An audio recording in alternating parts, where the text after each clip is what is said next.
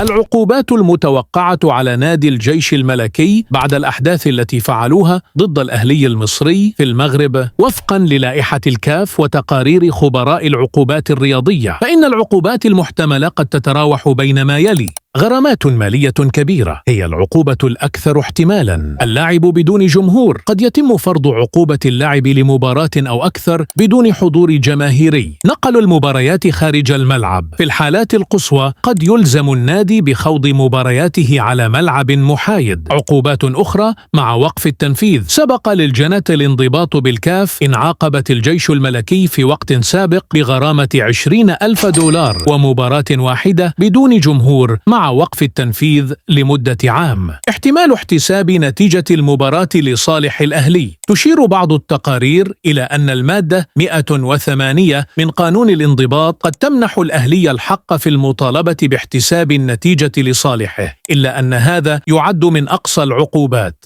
من المتوقع أن يعلن الكاف قراراته الرسمية خلال أيام قليلة بعد مراجعة تقارير مراقب المباراة والحكمة. فما هي العقوبة المستحقة لهم؟